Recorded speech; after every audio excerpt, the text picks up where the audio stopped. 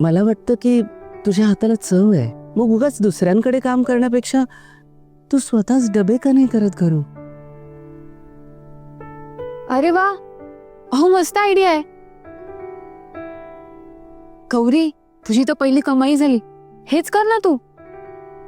कशाला उगीच दुसरीकडे कामाला जायचंय? त्यापेक्षा तुझा स्वतःचा व्यवसाय चालू होईल. काय म्हणते?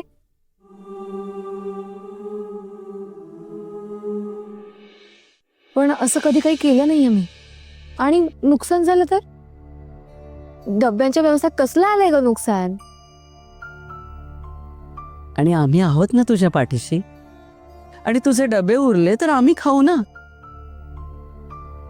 तुझ्या हातचं खायला आवडतंच आम्हाला. अहो पण माझ्याकडून डबे कोण घेणार? मला कोण ओळखतं इथे? तुझी ओळख तू निर्माण करशील गौरी. यातूनच कदाचित तुझी हरवलेली ओळखही तुला परत मिळेल. चालेल, मी करेन.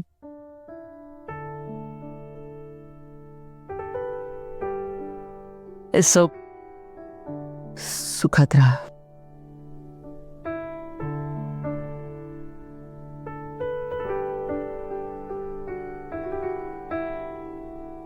गौरीजी, आता लवकरात लवकर तुम्हाला पुन्हा तुमच्या हक्काच्या घरात घेऊन येणार.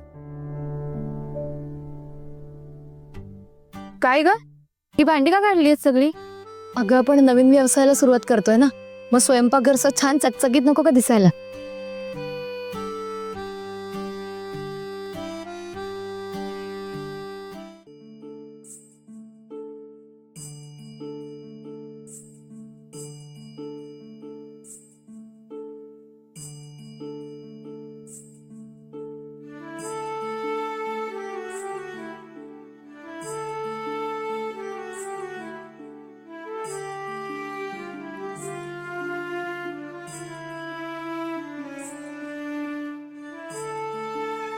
जेवण साधं असलं तरी चालतं, पण ते मायेनं केलेलं असायला हवं.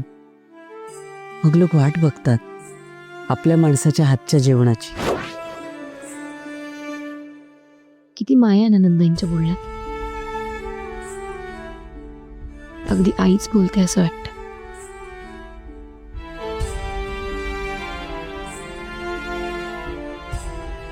रेश्मा, काय ग?